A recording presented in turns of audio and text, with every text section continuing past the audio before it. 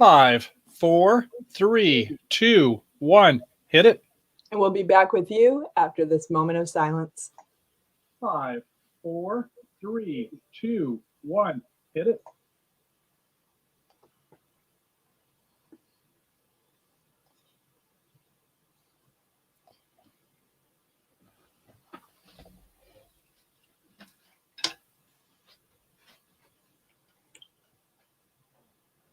Do you have a browser instance that's running a couple seconds behind, or do you have it turned off? I already turned it down. Like a second here. Yeah, I turned it down already.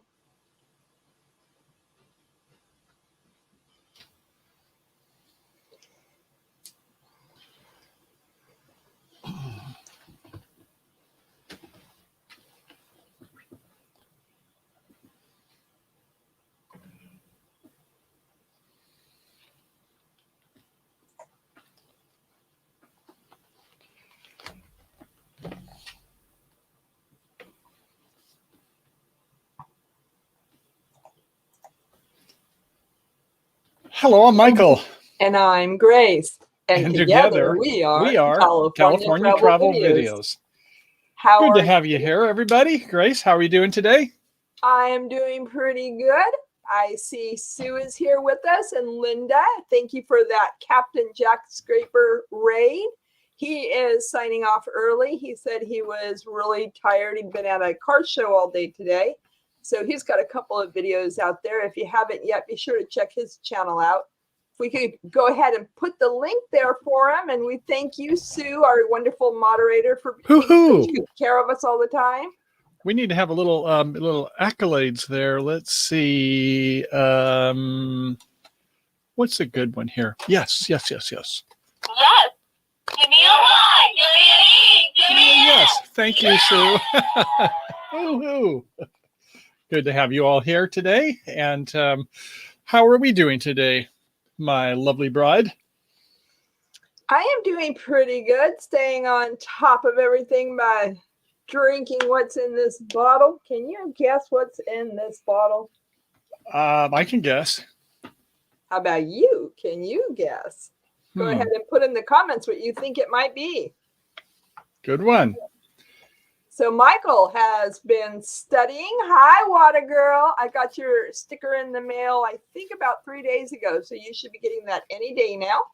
Grace, are you the sticker and she is the sticky? Yes, in this case. Well, yeah, I'm glad you have it. I hope you enjoy that. We always love to get these stickers. I don't know, did we tell them about our experience with the rain and the stickers? Well, we're working on salvaging our stickers that we have. After we went to Briggs, Idaho, we proudly had our sticker board out on the windshield.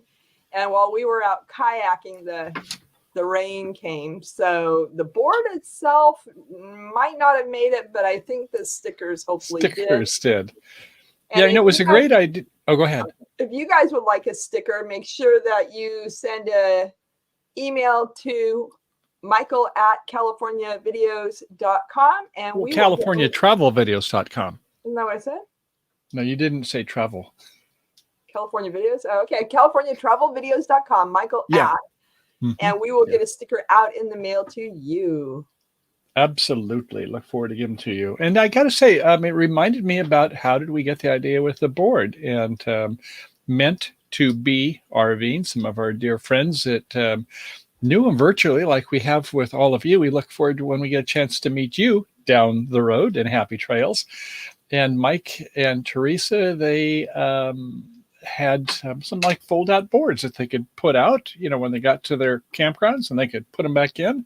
We thought, that's a great idea. But I guess we need to kind of have some waterproofing, or if it starts raining, is to bring them right in, because we were, I think, out on a kayak trip that day, weren't we? We were. We had a very moose encounter. So if you haven't seen that video, welcome, loves, and thank you so much for being here, Captain Jack, as well as those of you coming over from his show earlier. Captain Jack. And Naj is here with him there. Howdy. And I have a comment highlighted here where Van Life Voyages said, that better be a screwdriver. Do we have the button that says, nope, Try again. I do have, well, I hope this is a gentle. Oop. The battery is dead. This is the first time this happened. I guess I'm not in a no mood today. But good try, we'll say. How about this one here? That's a firm maybe. Maybe. Why would I put a screwdriver in a water bottle? Well, probably a lot of good reasons. I don't know. Incognito. Something like that. But can you give us a hint, Grace? Arrowhead. Arrowhead. That just sounds like water. Well, that is water, but I don't know. That's not about the contents. We want a hint for the contents. Well, there's Arrowhead water in here. Well, that was not much of a clue. That doesn't give it its color. Okay, close enough. It's Arrowhead water. So today we've got a lot of fun things on the agenda. But before I even say that, and loves you, good to have you here. And Van Life Voyages, yeah, good to have you. It's been too long. I love your sticker too, don't you? Yeah. Yeah, right. That is a really cool sticker. Yep. So, any rate, before I even begin, what is on our news agenda today is that, maybe you've got some news items too. It could be what's going on in the industry. It could be where you have been traveling, where you're at now, maybe if you're out on the road or wish you were, or where you would like to be going. Those are all fine. If you got some toys or things you would like to speak about that are kind of new to you, we'd like to talk about those things. So it's not all our agenda, it's your agenda too. So if you got things that is the buzz, kind of like when you were in kindergarten, when you had to do show and tell, always be happy to do new that. Tips and new tricks, that's for sure. We've got some new ways of making reservations to share with you. Anything like that has to do with our RV life, leave those in the comments and maybe even think about joining up here on the panel today. Yeah, and Kenny's here with you. Hey, Ken, another great good. He's a good one, a keeper for sure. We got to get our mods a special little well, for now I have this for them that I will share because they are worthy of the special little recognition here from I want to go. Yeah, I want to go drinking with Van Life Voyages, though. I know they're heading probably back to Michigan and Mayberry. I know they're going to go too, and they make me thirsty. All I've got is I'll tell you what I've got. I've got my green tea. Here's what I'm drinking. So nothing in it. I'm just kind of pure until we get through with this show. But speaking of reservations, I'm going to take Grace out on the town tonight. You have reservations?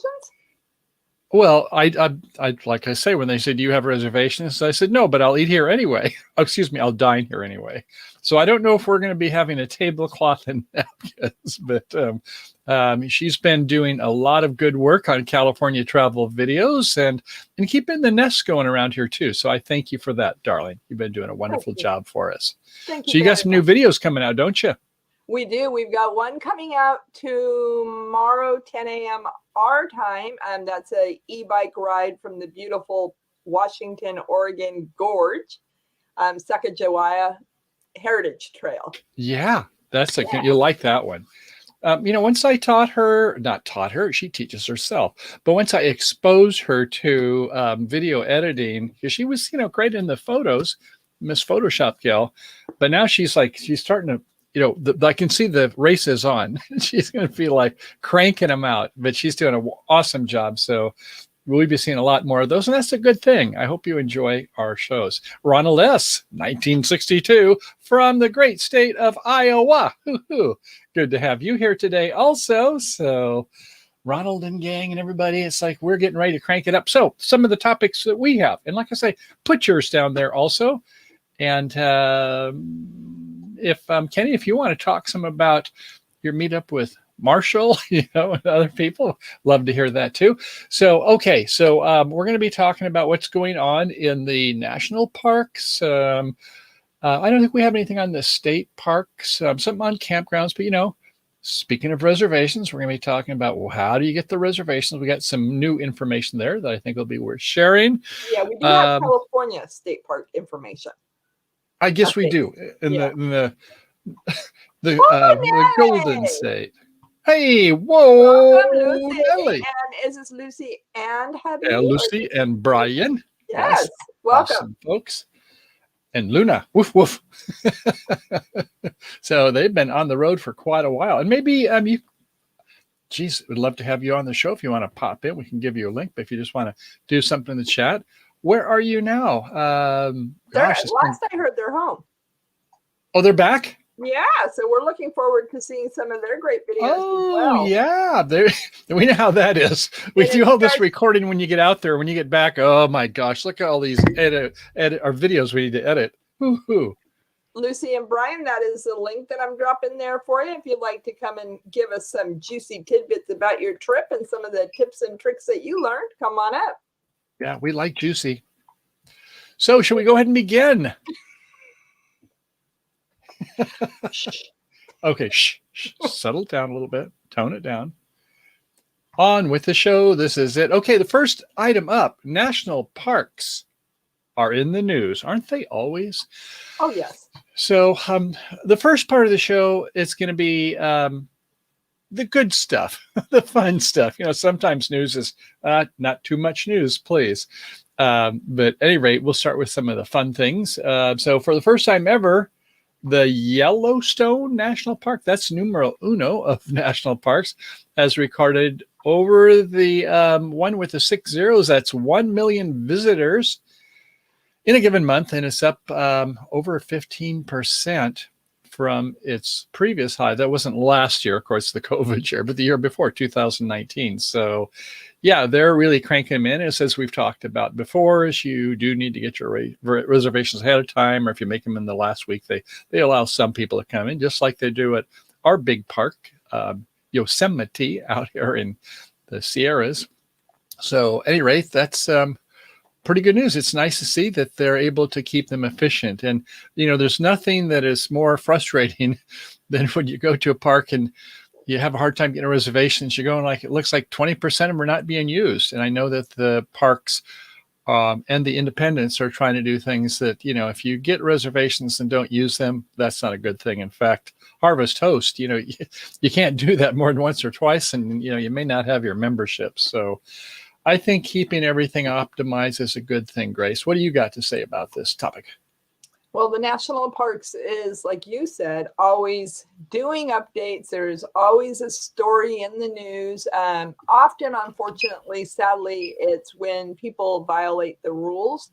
And sometimes it's like this case in Denali National Park where a man from Indiana was just hiking alone, and not a black bear, but a grizzly bear and 2 cubs charged him. And apparently he did have some bear spray. So after he got knocked to the ground, he was able to activate his bear spray and then somehow get back to reach first aid, to get some first aid for the wounds. So as always, when we're in our national parks, we want to obey the rules, that they're there for a reason, as well as be respectful to the other animal life and even, I guess, people, each other. Mm-hmm. Yeah. I mean, to have that secret sauce when you're out there by yourself or even with others, is good. Now, you know, some states, they do not allow bear spray. I don't know about Canada, how that is. I think they do allow bear spray, but they don't allow tear gas. The OC is what it's called. It's a capsaicin, you know, it has the peppers in it. Now, Grace likes to put peppers in my food, but I don't want a face full of it. So at any rate, yeah, it's probably good. I wonder, do any of you have any spray for, I suppose it could be for skunks, dogs that are charging, or what's that? Skunks have the spray. Skunks, they have their own spray. Hi, Gina. Just to verify, leave in the comments if you're going to have your live tonight. My understanding was that you were not going to for the next couple of weeks, but let me know if I misunderstood that, please. Yeah, good to have you. It's been a long time, Senorita, but love your shows. You're kind of reminding me of Peter and some of the top ones, Casey and those people that I know she follows some of them. Chrome and others, that, her show is really getting upped every week. Not just the one she records, but also her lives are like incomparable. So none tonight. So, she is, it's okay, Gina, go for quality, not for quantity. It makes us want to see them all the more. Okay, I prefer lead spray. Oh, that makes me have to go get a hat, Grace. Excuse me just a second. I'm going to go around here and let me guess. I'm thinking it'll say bad decisions make good stories. Let's see if I know my husband. Okay, here's my hat. And in California, whenever you buy something, it always has the was it Proposition 65? Yes, it was. I have a hat. I don't know if you'll be able to see it. I'll get up kind of close, and maybe I can actually read it too. Warning, but that's all I can read. It says, I carry bullets containing lead, a chemical known in the state of California to cause cancer, birth defects, and other reproductive harm. So it's just a joke, but yeah, I guess that's one thing you could spray is bullets or lead. But no, actually is that we do have one where you can get right to it in the RV. And we don't talk a lot about security. I would guess is that, if you go online, it's something that's probably personal or people very closely, not just to everybody that's out there. But we keep a can of spray right by the door.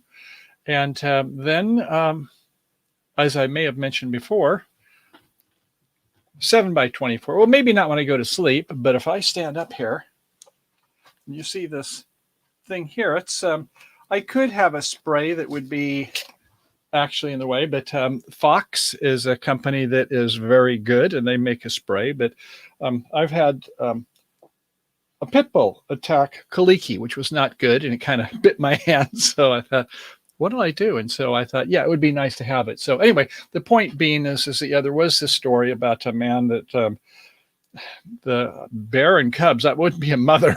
That's not a triangle you want to be in the middle of. But he was okay, got ambulance finally came to him, and some people did first aid to help with his wounds when he got cut up, son. But anyway, that's what can happen until you get to the state of Alaska. You're out in your own. And so, yeah, you have to sometimes, you can't call 911. You can't even necessarily get law enforcement close to you. So right. I know that's a concern. Always great. Yeah, but we all want to be safe, I guess. And so ideally we avoid areas where we have safety concerns in the first place. And if they do, to have some kind of a plan. So anyway, I want to go back a story though, honey, if I can. Okay. I was just going to say there's an update in Yellowstone, right? Yes, we talked about the visitors there already. But in Southern California, near Palm Springs, Joshua Tree, and we love that. I think you would enjoy that video. We got some great photos and some of the people when they're climbing those rocks, and it's very unique, I guess, the Joshua trees. It's not too far from Palm Springs, and they have now instituted a pre-reservation system. So even if you want to enter for just a day, I mean, it was fixed national parks were that way, but now even some of them are saying, well, when we went, Grace, we weren't able to get a spot overnight. We hadn't made reservations ahead of time. We ended up staying at an Elks Lodge that was just outside. It was not a problem. What's that? It was in Yucca. She will remember the city of Yucca. Yucca. I remember. Which it reminds me is that when I was a co-Girl Scout leader, which is a whole nother story, but you always had these cute things for the juniors, the fourth graders or whatever age that they were. My daughter was about that age then. And say, let's give this person a cookie chair. Yucca, yucca. Or that was a cactus chair. Yucca, yucca, yucca. Good old Girl Scouts. You learned a lot, Michael. Oh, yeah, that's for sure. A lot nicer things than I learned in my Boy Scouts, that's for sure. And thank you for sharing those wonderful things with me and making me a late bloomer Girl Scout. There you go. Because we make new friends, but keep the old. One is silver. The other one gold. Yes, very well done. All righty. So, Okay, we went to Mount Rainier. Should we talk about Mount Rainier? Do you want to do this or you want me to? well, you can go ahead because we were at Mount Rainier, and it is always nice to find out before you go some of the possibilities or the encounters that you might have. But learning later is often just as good. Strange encounters of the who knows what kind. But, we thought we were going to be going along the Columbia River. We put in our GPS, coordinates 200 miles down the road. The next thing you know, we were up by Mount Rainier. So that was where we went. At any rate, believe it or not, they're starting to see some wolverines that are up there in the park. They've been spotted in. This is not the first sighting, but this is the second one. So, I guess they're starting to reclaim some of their territories in Washington. They have been kind of eradicated, I guess, shooed out of the area and went to Canada. And the Canucks, they like them up there, I guess. They've lived up there, but now they're starting to see some. They're not big and not that threatening, but they're cute little rascals, aren't they, Grace? Well, I'm particularly fond of my wolf friends. Yeah, it's a little bigger one there. But anyway, so, despite the COVID concerns between Canada and United States, we'll talk about that in a moment.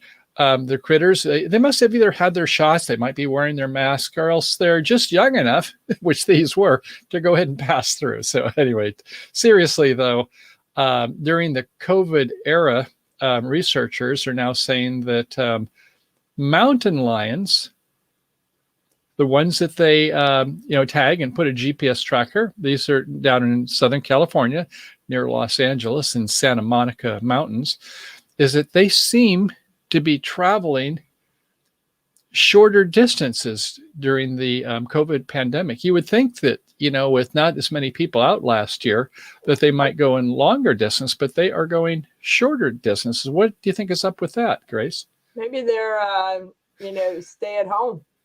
Maybe they're stay at homeowners. But I know part of it probably is resources. And not knowing where there's going to be new resources available. We did have a mountain lion come through Petaluma, and the belief is that he was a young mountain lion in search of a mate. Another theory is that they're coming through looking for water because our streams are empty, and those that have water, sadly, have a lot of blue algae. So I think between our wolves, bears, and mountain lions, we're going to get a lot more incidents of them being coyotes, being in cities. But let the record book show we had rain a couple nights ago. It was maybe 0.001 inches.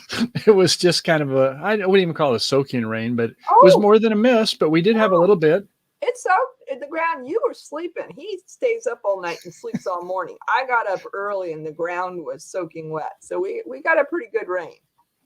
Well, it was something. And any, poured in the storm. I mean, we figure is that all the people in the South and Louisiana and Florida and New York and New Jersey having all this water, too much, send some out our way. Kathleen says that it is a cougar quarantine. So that's good for all you young men out there. Oh, hey, Kathleen. Good to have you here. That's a good one. She deserves something special for that.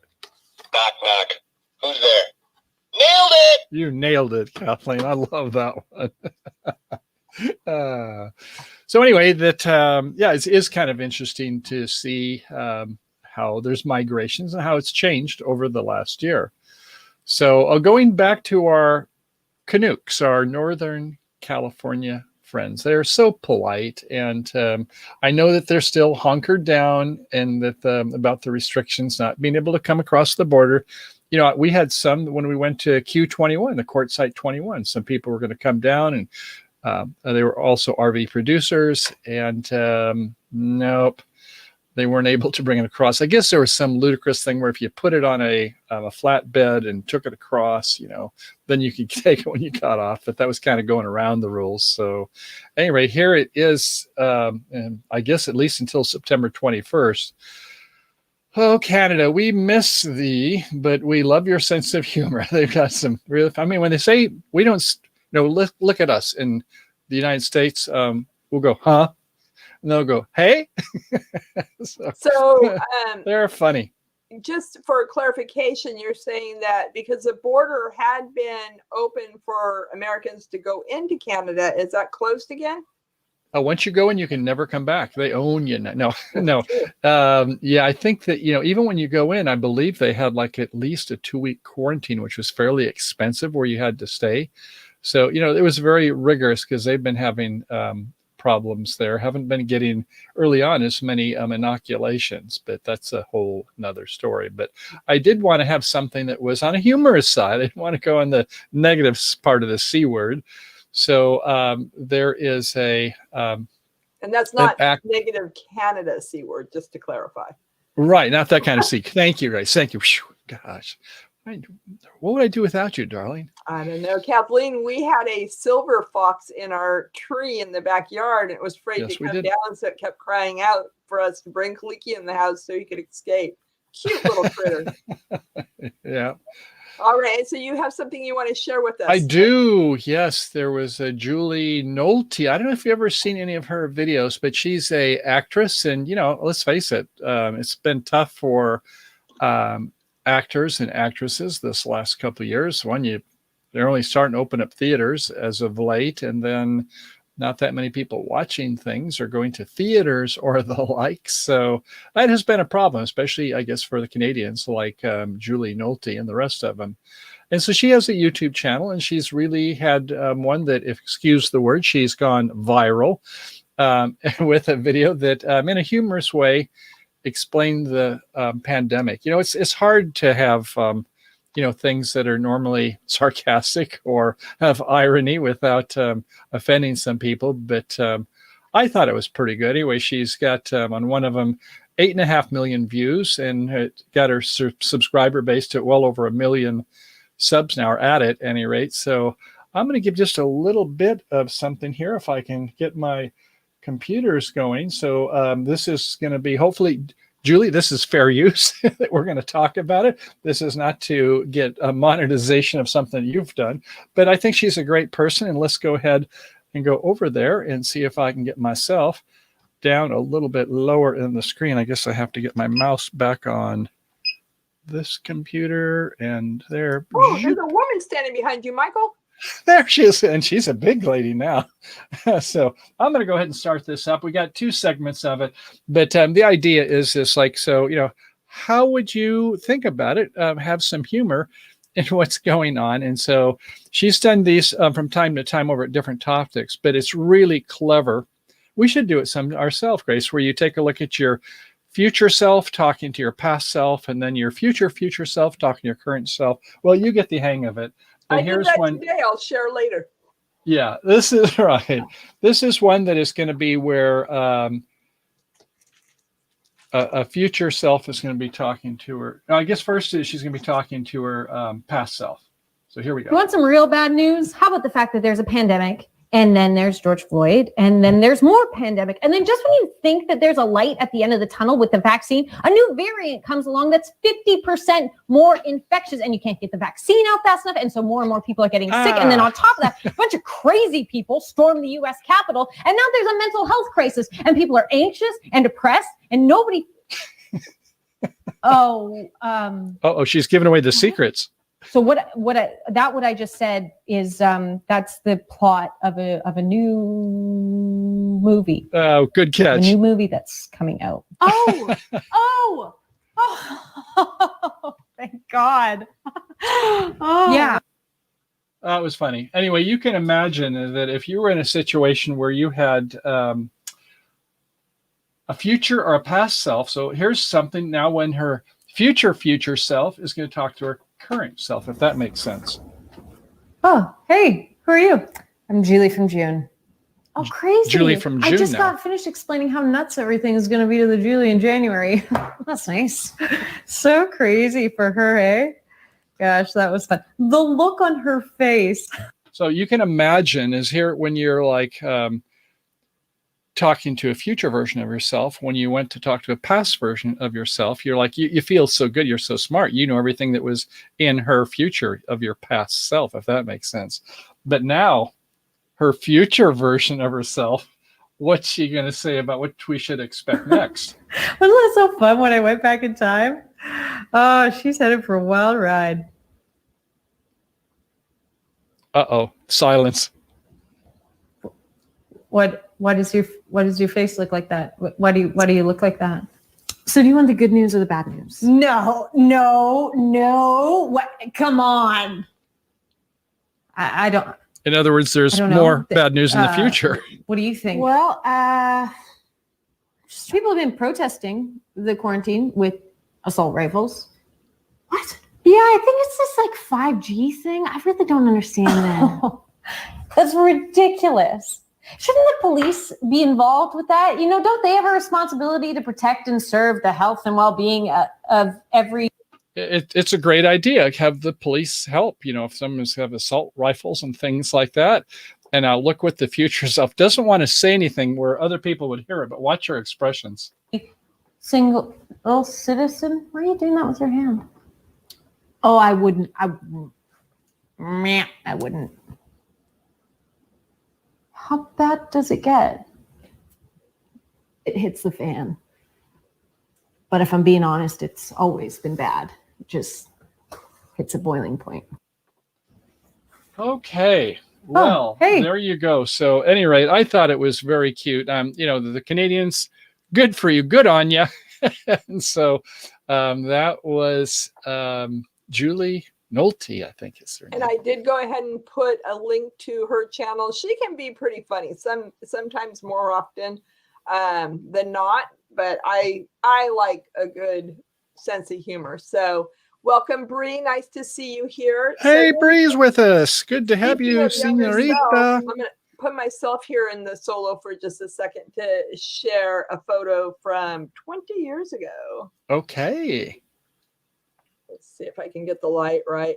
Michael said it doesn't look Put it like in front of your face, honey, and then it won't focus on your face. Now just make it get closer. Move it closer. There you go. Right. Oh, stop. Good. It's focused. Okay, so that was 20 years ago. A brand new grandma holding my oldest granddaughter. And wow, I guess I would definitely have some news if I flash back 20 years ago. I think my hair would be gray instantaneously.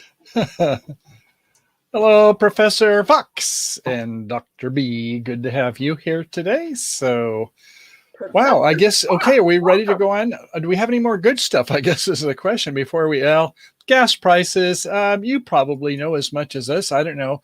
When we went out of the great state of California, it was almost $5 a gallon, even for diesel. Yikes. And we got to Oregon and went down a little bit. The gas taxes are not as high. Washington wasn't too bad. And then we got to Idaho. It was reasonable. And got into Montana a little bit. It was $3.25 a gallon. That was about as low as it got on the whole trip. But I guess I have some information for you. Or do you want to do this one, honey? You can go ahead and do it. I hope you're not going to tell my future self that I'm going to spend more than the $64 I spent to fill up my car yesterday. Yeah, I will talk about just fill it more often. It won't cost as much. True. So, okay. Well, anyway, crude prices have been dropping in the recent weeks. I think that's a good thing. And the gas prices, the demand is down. Now the kids are starting to go back to school. We should start to see it like, well, it might moderate, but the prices seem to be kind of holding steadily. What's up with that? Well, the national prices that we don't see out here in California is $3.18 for regular and $3.80 for premium. Not terrible, but I think a lot of us remember, well, last year it was almost exactly $1 less per gallon. In other words, it was $2.18 for the regular and $2.80 for the premium. And what's up with that? And I'm not going to get political on this thing, but let's not forget that the reason the prices were so cheap in 2020 because there's, have you ever heard of OPEC Plus, honey? I've heard of OPEC, yeah. Yeah, OPEC Plus. That's the top two. Who do you think the top two producers are? I don't know. Okay, well, it's Saudi Arabia is one, and Russia is in the second place. And so, at any rate, there was some competition they were having, and they, we weren't, like slowing down. They're pumping them out. They were kind of going against one another. So yeah, it was good for us. That was why the prices were down so low. They hadn't been that low for like about a dozen years. So any rate, I guess that the current administration in our fair country is, wanting to see if they can get the prices down a little bit because they are a little high. And they're saying, well, the OPEC as well as the OPEC plus, the top two, are saying that they're not going to be producing a lot more. They're not going to be reducing the prices that much, but it'll be moderated. So they're saying that our future version of ourselves, at least right now, is saying that expect it to be, they'll increase the production, maybe about 600,000 gallons a day, but expect more of about the same. So, of course, the things that come up is the catastrophes, like when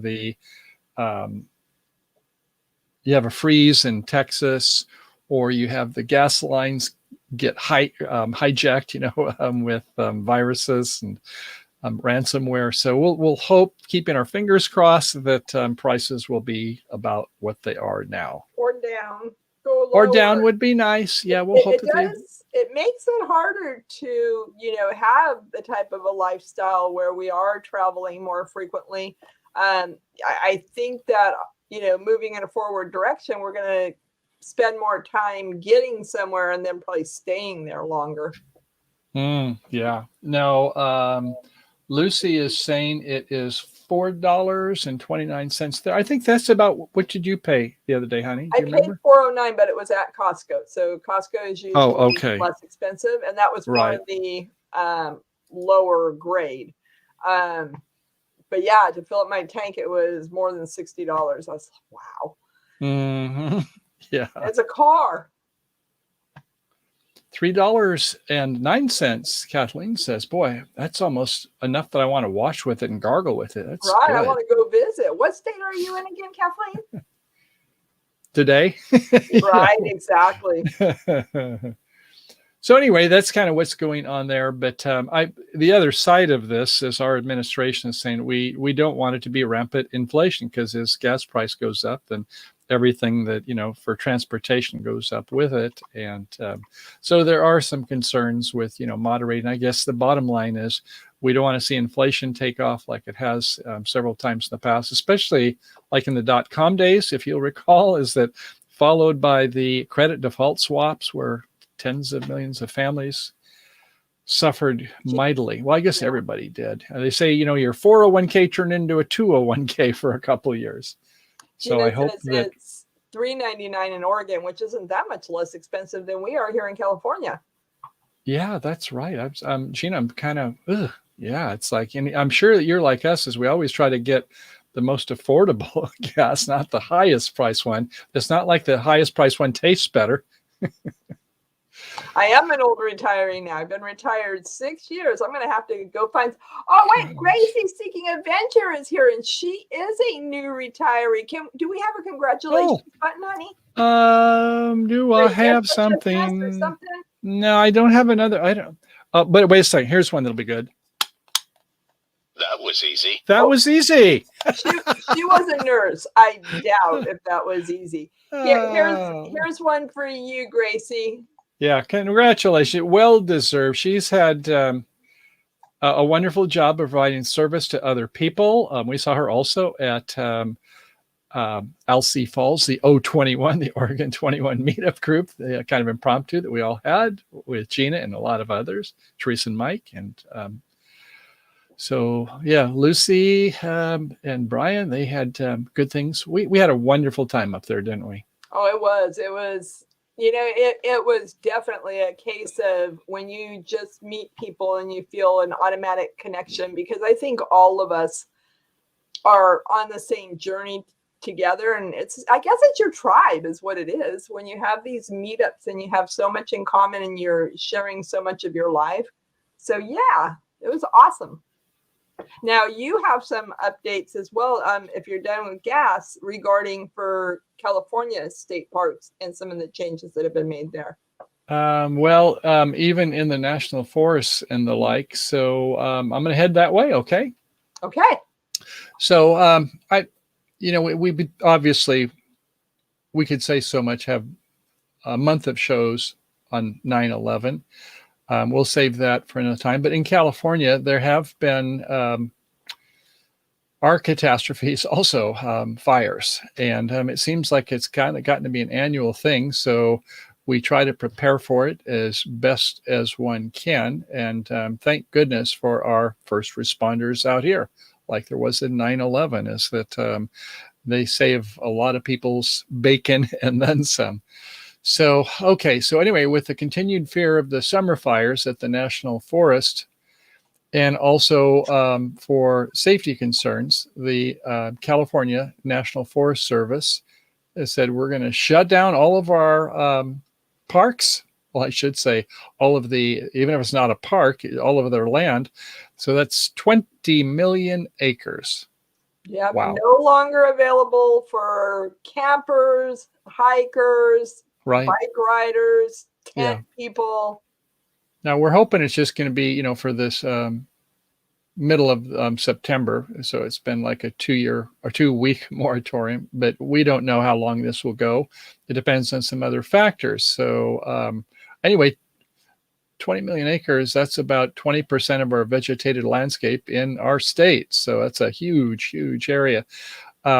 So, as you probably know, when you're in places that are not forested, the government, what do they call that? BLM, Bureau of Land Management. If it's got places where there's nice wooded trees, that would be the national forest. So at any rate, another factor, I had not realized this, but firefighting crews are at critical level number 5, meaning that they're already overtaxed fighting existing fires. We're going to talk about that next, what is going on with all the fires in our state. But on that note is that I don't know, those of you who use online apps or websites for where you might want to stay, there's one called The Dirt, and it's spelled DYRT. And so they did a survey, and they found that 1/3 of campers, when they're out right now, is that even though they're in designated burn areas, they said a lot of people are still lighting up campfires illegally. Illegal campfires, right? Yes. Now, the places we've been, you can have them obviously in your RV.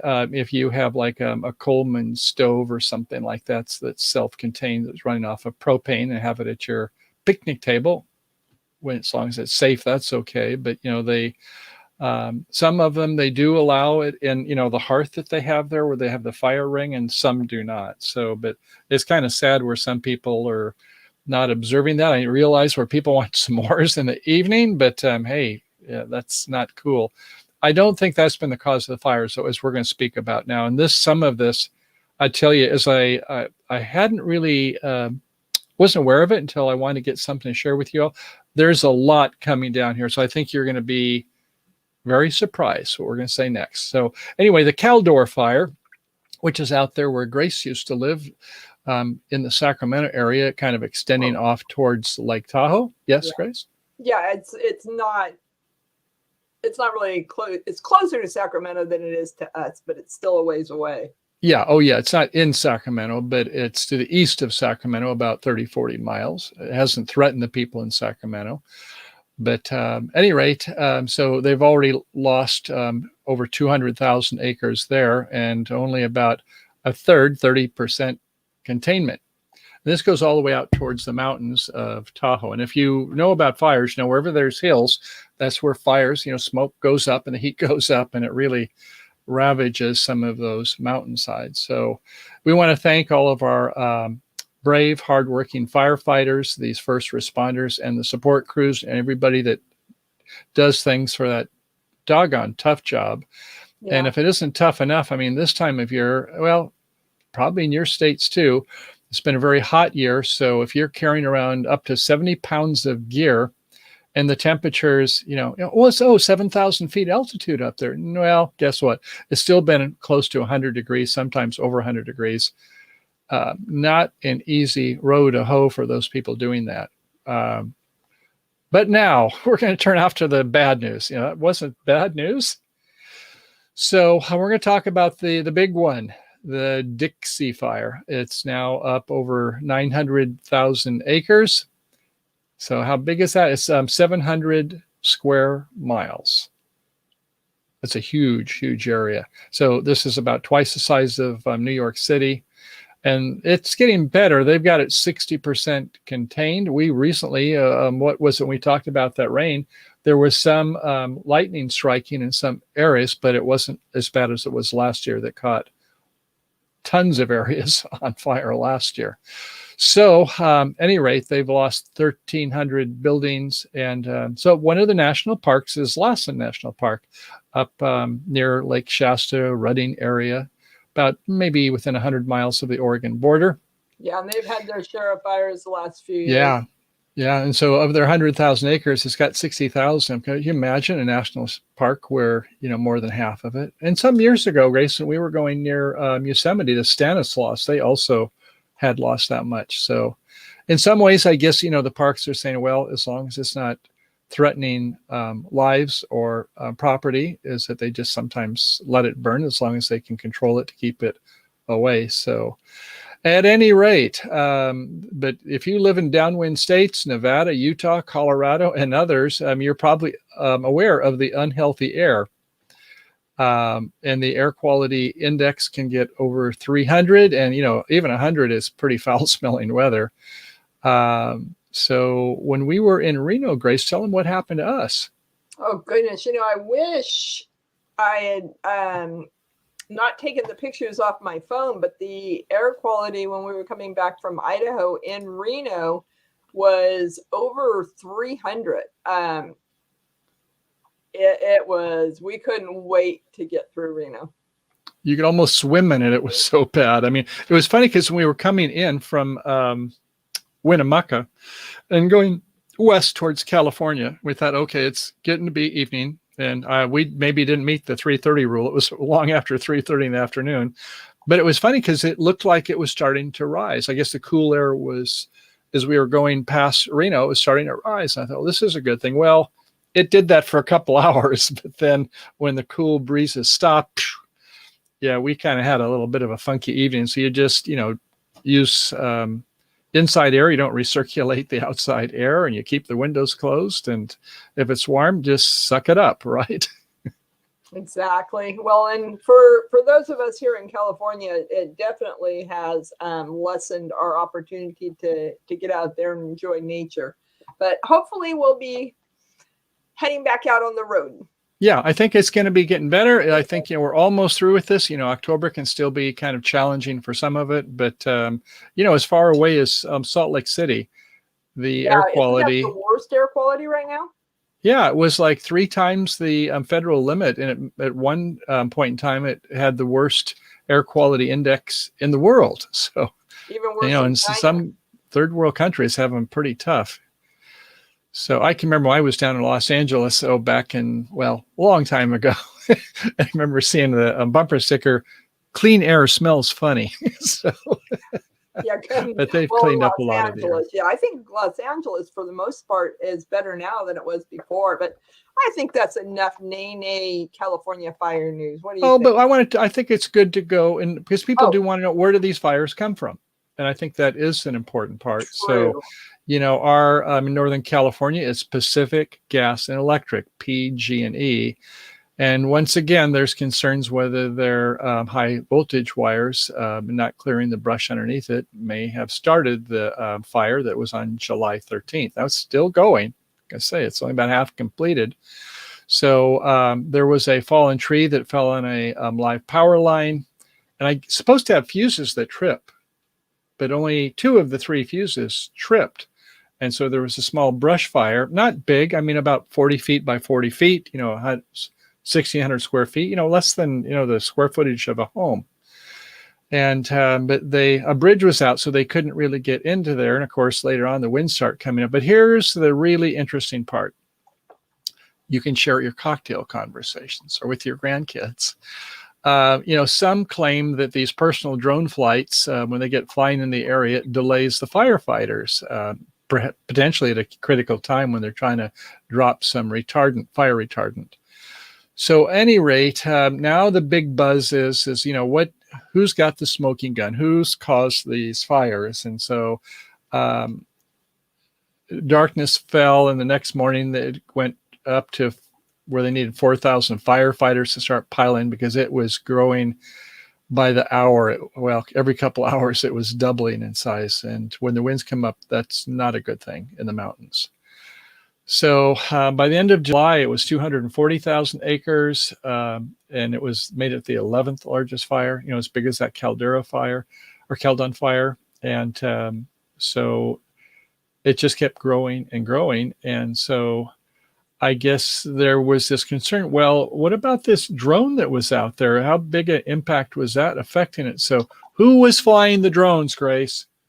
Was it some Yahoo that was out getting for their YouTube channel? And this is where it's going to be really interesting by September 13th. Well, let me tell you what's going to happen.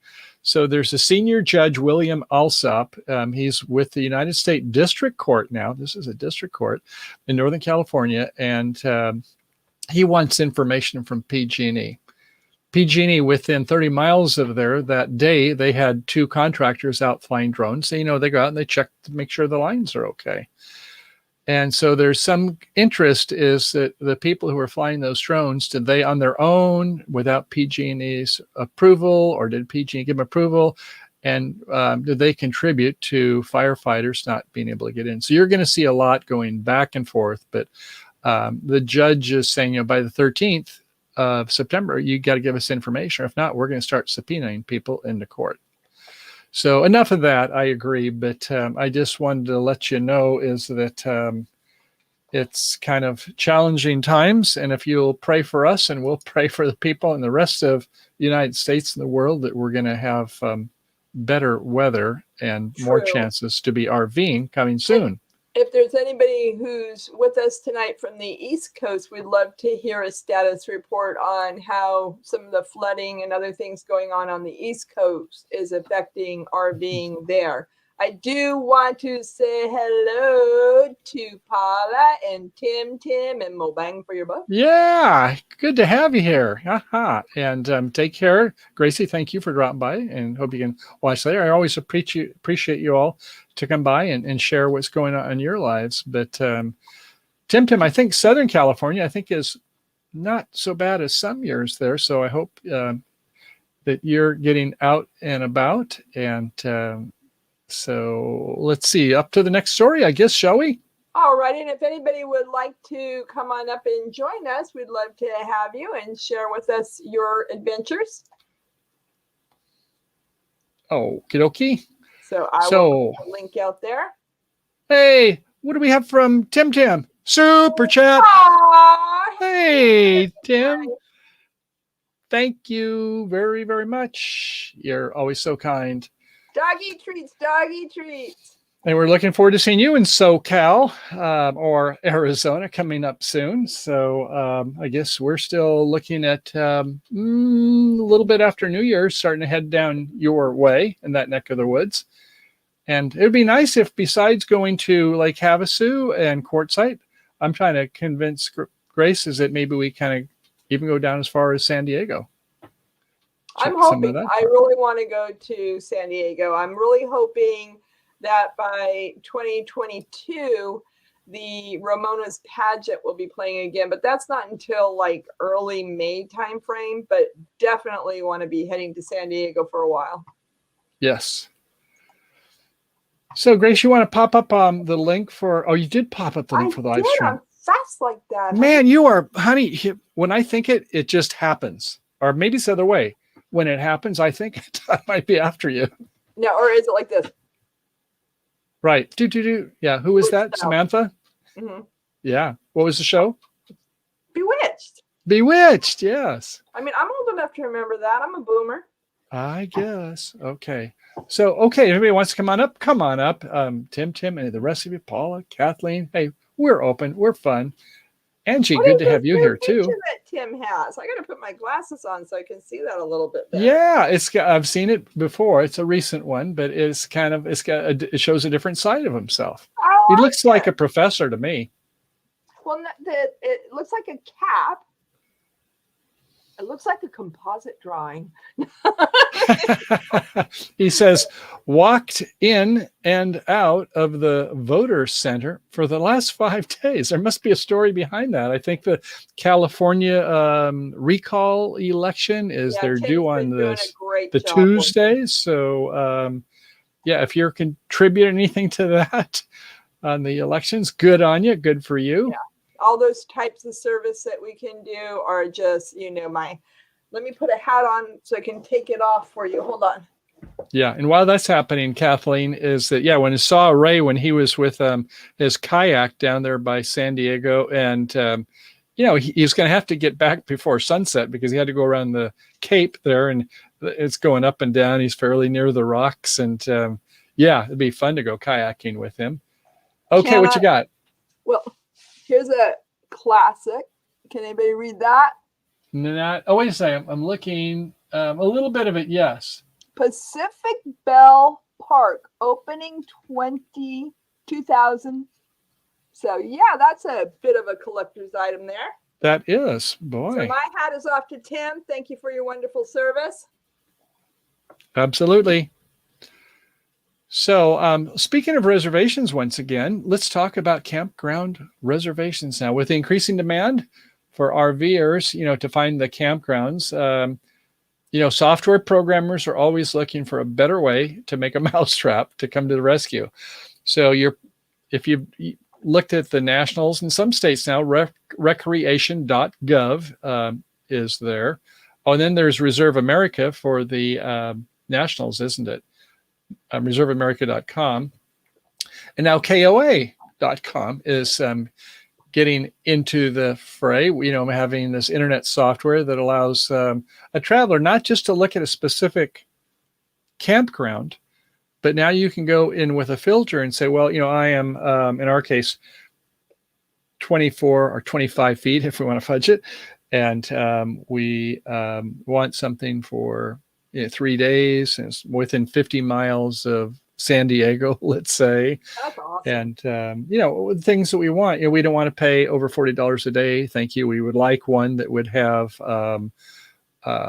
electricity. Don't need to have that, but, whatever those things are, vaulted restrooms, if not running water in the restrooms. And it will come back with all, here's the ones that meet your criteria, which is nice. So we got, yeah, those 3 that are doing that. And Campground America, they bought a company that does this type of software also. So I'm sure, if anything, there is money to be, they're going to be coming into that area too. So I've got a feeling that there's going to be a lot going on in this area. And I'm hoping that it's all good things. Another newcomer is Spot Tonight. I've never heard of Spot Tonight. Have you, Grace? Just recently, it's a new one out there, and yeah. it's I think the more options we have, the better. I know when we're on the road, sometimes it's frustrating to have too many apps and too many things, because sometimes we'll get home and we'll be, I never used that app. I should have tried it. So I like options that narrow down the specifics. I really like that a lot. And I think when you have a certain scenario, like, okay, it's a weekend and we haven't made a reservation yet. And some of the ones that you might go to first, they're probably like a national campground, national park, probably not going to be open if the weather's good anyway. And if it's during summertime, not going to be open. But we've gone to Harvest Host. We finally did start going to those. We were up in Oregon, and How many did we go to? 2 golf course properties, they're right there on the ocean. And that one was really nice. And it was. We didn't stay there, but we definitely will try to in the future. It was right in the gorge of which river was that, honey? Columbia you're talking about? In Idaho. Oh, yeah. I don't remember which one. Yes. Yeah, that one was a nice one. So there's some really nice Harvest Hosts. They are. Yeah. And, they encourage you to use the facilities. So if you have a glass of wine or some snacks or whatever, if it's a vineyard or a brewery to, order something, we weren't going to play golf, but we went into the pro shop and visited with some very nice people. And so I kind of felt like it was the Elks Lodge, where you go in, you get a chance to meet people and share things about, each of us have our stories. So we enjoy it. Now, Spot Tonight, just if you're not familiar with it, it's sort of like Harvest Host, but Harvest Host, you only stay one night, whereas Spot Tonight, you can stay multiple nights. Some of them require you to stay at least 2 nights. And some of them, they say, hey, if you don't have your own RV, they've got sometimes teepees or tents or even cabins that they have. And another difference is that they're not by businesses, they're by private individuals. And so whereas a Harvest Host is always associated with these businesses we talk about, the golf courses and the vineyards and the breweries and, things of that nature. Right. And Harvest Host is specific as to who can stay there. You have to have a RV vehicle, where I think this one, you don't. You can have a car or, a tent. Yeah, that's right. You can say, I've got, I'm Tim, and I've got my van. And whereas, the Harvest Host, they want you to have something where you have cooking you can do inside, which certainly the van people like Tim and Ray and the rest can do. But then they want you to have your own self-contained also for restrooms. And so, well, okay, they could go to like the Spot Tonight. So it's something worth checking out. It is a membership-based one, but it seems like it's somewhat reasonable. So it's nice to see that there's new ways that are coming out all the time to kind of get those. It's just, some of them, if it gets to be like the upper end, RV parks where, you have to have a membership, and then there's like, oh, this plan only covers this region, or you can only get reservations 30 days ahead of time versus the others get 6 months ahead of time. It gets to be a little gimmicky for some. I don't see that happen. I'm praying that it's going to stay that way for all of these, like Harvest Host and the others are doing. So, but there's acquisitions, you do kind of wonder. So, well, I will tell you, when we were out on our last trip, the app that I liked the most was Campendium. Yeah, Campendium's another good one. Yeah, I really love that, because that one just seemed to, I would say 9 out of 10 times, have something for us in it. And it really is user friendly. So that is a great app. Yeah, they wouldn't have Harvest Host or, those types. And Hip Hop, I said another name before, but I meant Hip Hop. That's the new one there that's out there. But Hip Hop is the... Hip Camp. I was going to say hip hop. You got to be hipcamp.com. Hip Hop. No, it's hipcamp.com. But at any rate, so keep your eyes open if you can't find something. This RVspotdrop.com is yet another one that's coming out that I don't know. It kind of gets overwhelming, like Grace said. But if you have any questions or want more on that, we'd be happy to share with you our information. And let's see. Arvine with Chi is there. Arvine with Chi. I hope you're doing better. We keep hearing that you're slowly but surely getting back in the saddle again. So always wishing you the best. I am the Spot. Okay. Tomato. Nice, Kathleen. So trucks, we don't have a truck. I've been quite a while since I've had a pickup camper, but we're going to talk about trucks. Well, you might want to, they're at a premium like everything else these days. Trucks, homes are at a premium. Wagons. RVs are, yes, but trucks. So some say that chips have empty calories, Grace, but you like chips, don't you? I do. You do, yes. Yeah. So I was wondering, I know that we've done a video on SUV conversion with Renee.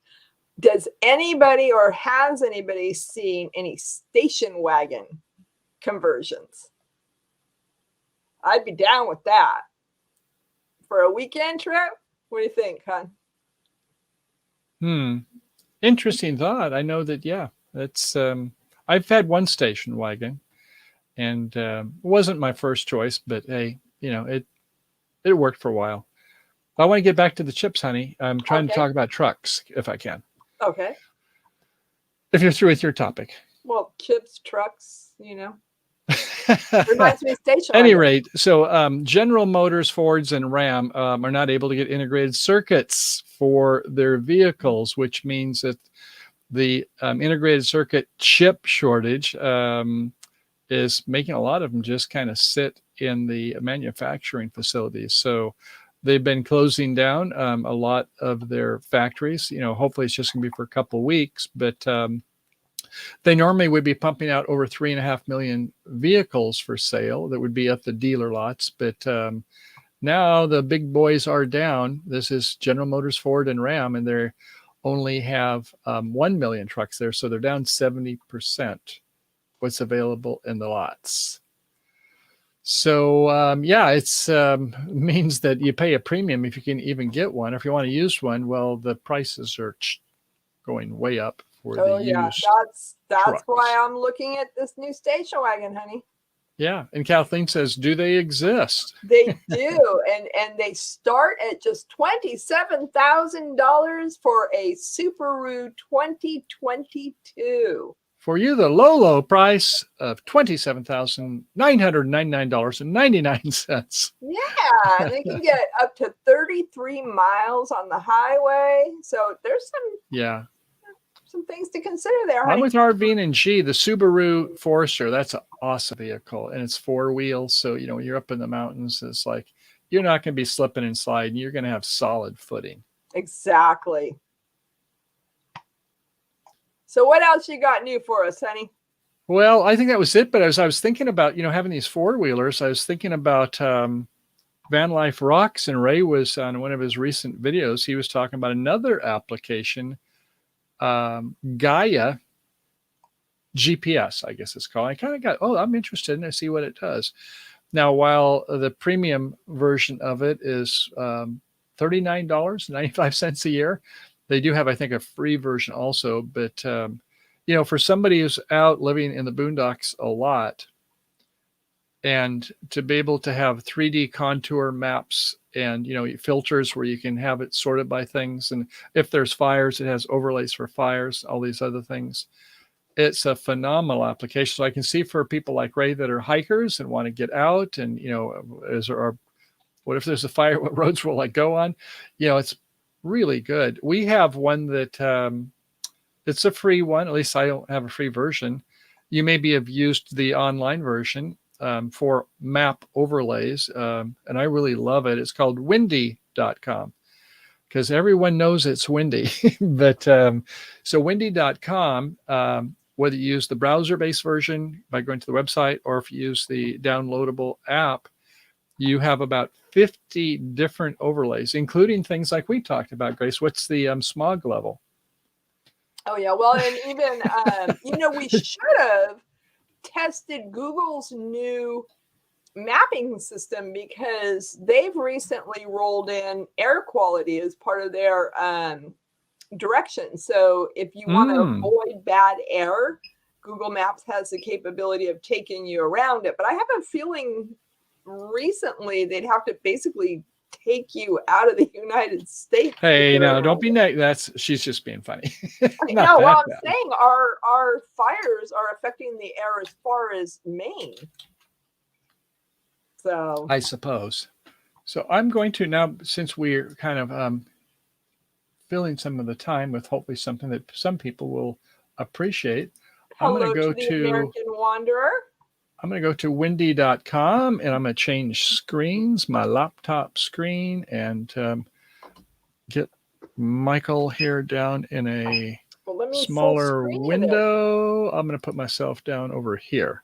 There we go. So at any rate, so this is, if you went to windy.com, here's what you would see. And I'm just going to kind of share because it is useful. You can see where in the Pacific Ocean where the air is kind of going down, and you can see by the color how fast it is. Nothing's really going very fast there right now. This is a pretty good day, but where you can see these red spots, like up there by Nova Scotia. It's pretty hot there, but let's just kind of go in our area.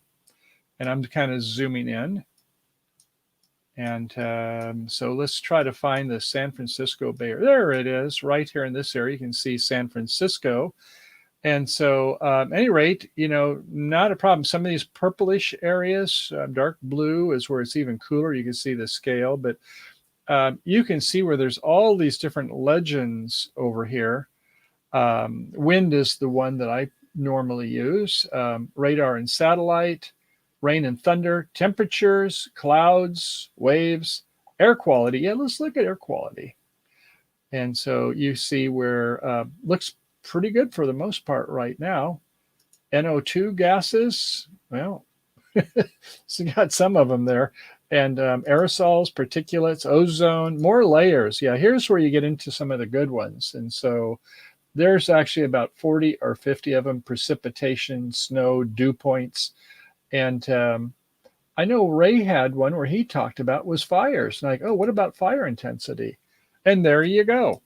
So we talked about some of the fires there. Yep.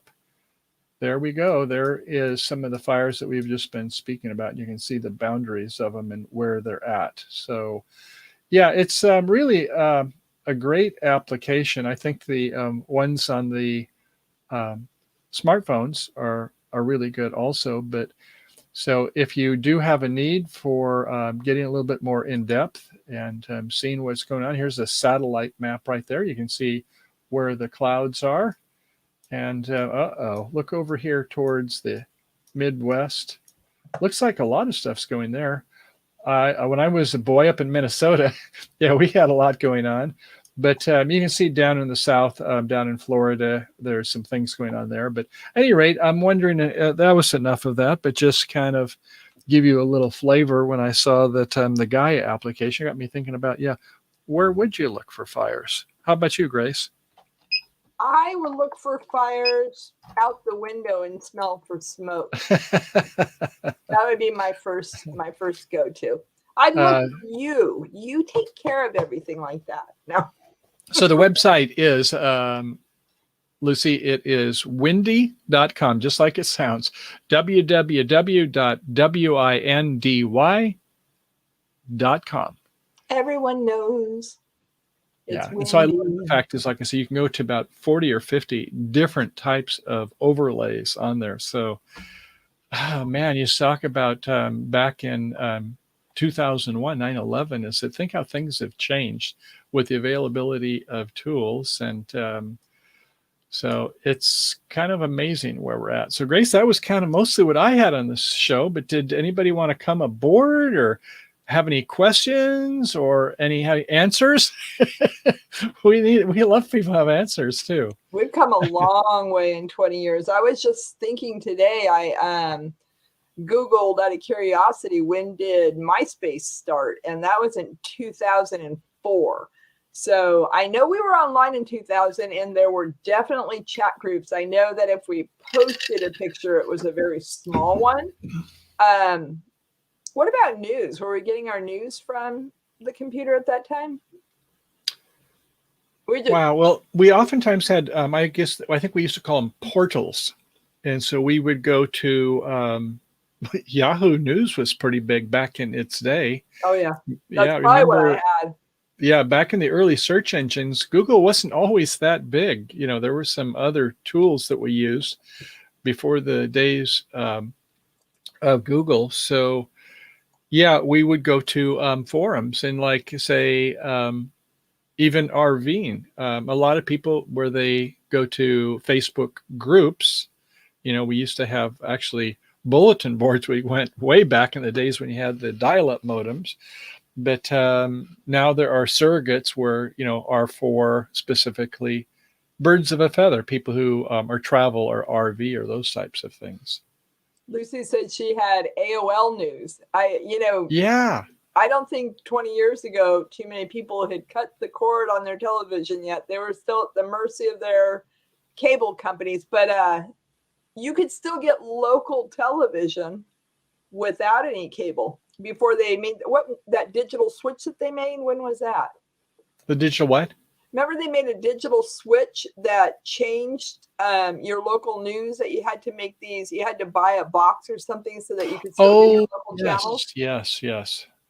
What happened was the Federal Communications Commission said, we've got all this part of the radio spectrum for television that isn't really used that efficiently. And it shouldn't, with new encoding techniques, it shouldn't need like 5 megahertz of bandwidth or whatever it was per each of them. So we're going to reduce it. And a lot of them are going to be digital. And so, there was this conversion to different frequencies. And so you had to have a converter box is what you had to have. Yeah. Point. So Kathleen says that paper maps don't need Wi-Fi, and she still travels like she did in the 80s. So is that a bit of a Luddite?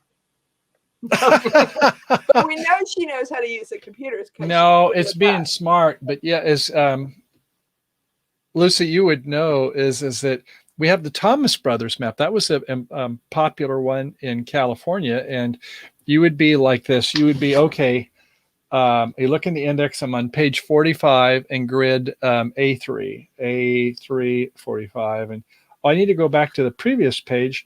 It's not on 44, it's 36 C8. And then you go 36 C8. And so, we got to be pretty good at that. And it had like a spiral binder, so you could like a ring, so you could like flip from page to page. And hey, you know what? One of the advantages was people maybe they might have still gotten accidents or not, but it wasn't like they had to worry about the police that would say, excuse me, pull over. You're on your smartphone device. And so, you're going to get a ticket for that. And by the way, the tickets now are where it is a, what do they call it? A point.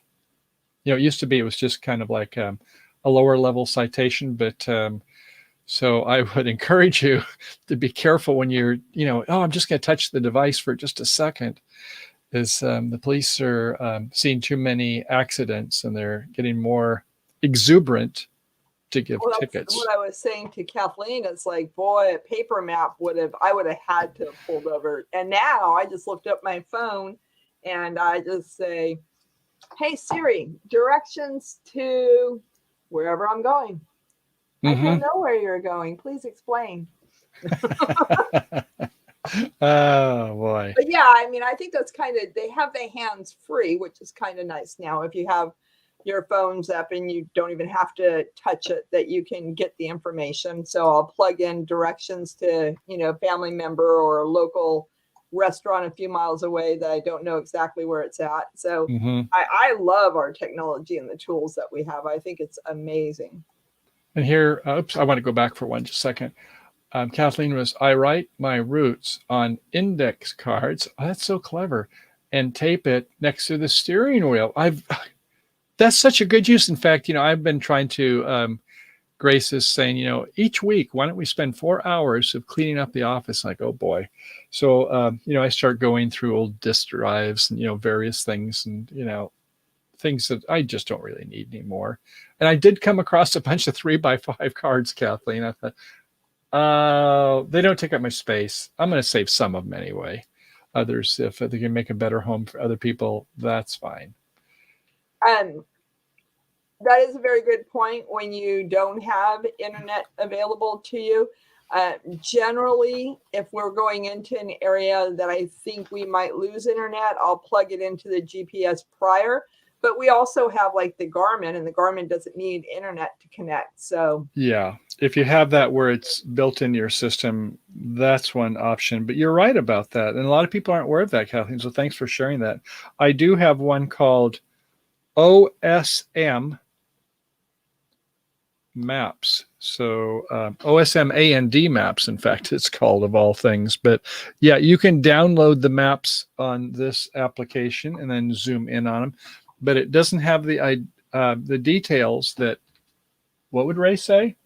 Gaia GPS. It has I'm sure they must be very big files because they have very detailed files that are downloadable. But there are times where if we're say, oh, we've got the Garmin in our rig. Well, what if on our bikes though, honey? Then what? We have a Garmin on our bike too. We do. We have the Garmin's on the bikes. So, yeah, that is very helpful. So we have a plan. In fact, we had to use those on, you'll see in our video that we release tomorrow at 10 a.m. Hope you get a chance to watch it. But on our bike ride, even going around the gorge there, Columbia Gorge, we got a little perplexed as to how to get back to the other side. And we went to our trusted devices, and for bike riders, they have the trail link or the rails to trails, and it gives you the information and it gives you the maps so you can see your trails, which is another great access we have. Access. I cannot talk tonight or any night, technically. What did Kevin, the No Mock Experience, he has one of his Words Are Hard, I think. Doesn't he do that on Tuesdays? He calls it his Words Are Hard show. They come in here fine. They don't sit out fine. It's just this getting the mouth synchronized sometimes. But now that you mentioned that about having some problems with which way do we go, we had the same thing at Folsom, near Sacramento, when we were by the American River and the Sacramento River, and we were going around the Johnny Cash Trail and all these wonderful places. And then it was like, well, let's see, which way do we get back to our campground? So we were a little perplexed, but eventually we let our electronic devices, the Garmin that was on our bikes, it was helpful. So Lucy is bringing up a really cool topic to discuss a little bit, and that's how many will be going to Arizona in January. Is that Quartzite or is that Lake Havasu?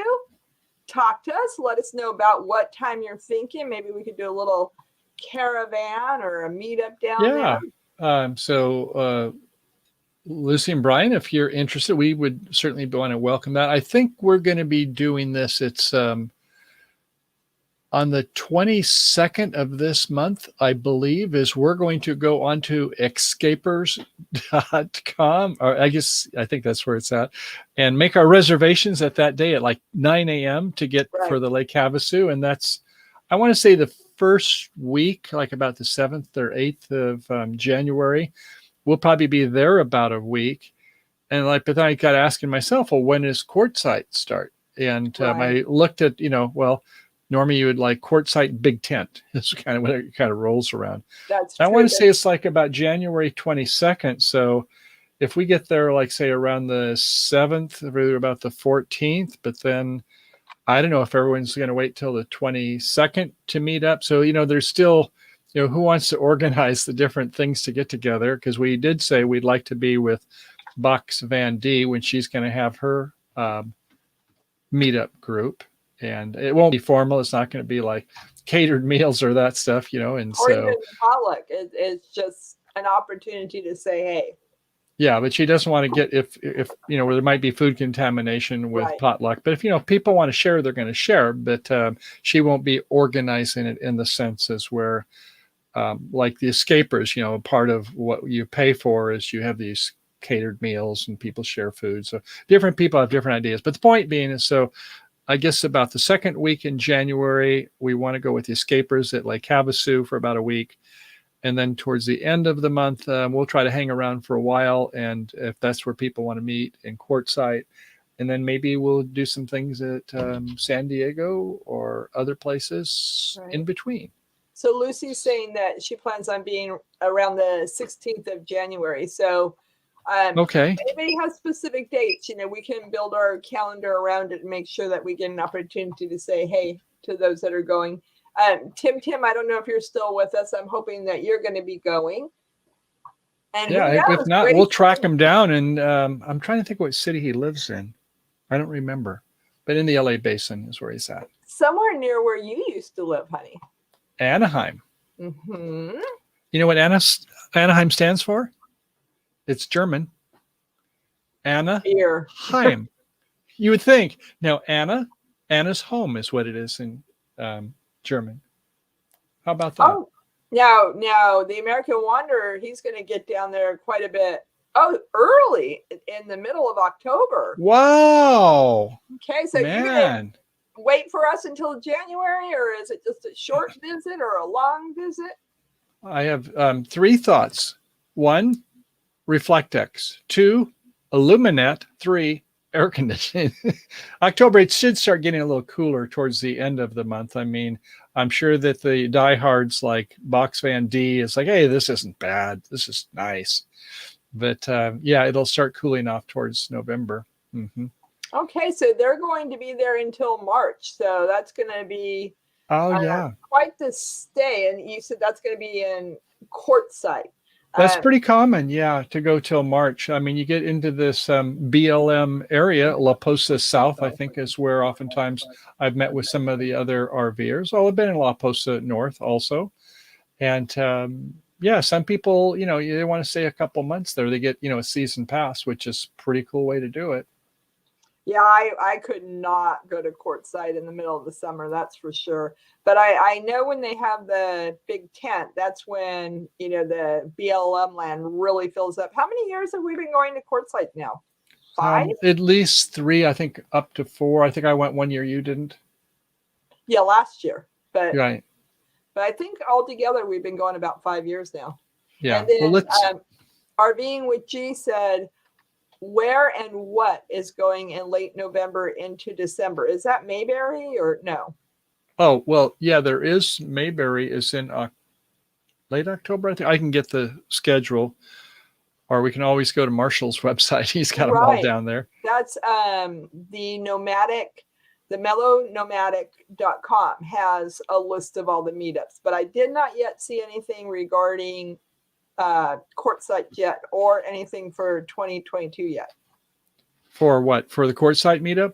Correct. Well, like I say, here's what happens. There's up to 100,000 people or more, depending on COVID or other factors, that will be going down there. And, you can go unorganized or go with whoever the different groups are you have. But the big tent, if people want to use that as the nucleus, that I think is about the 22nd through about the 27th of January.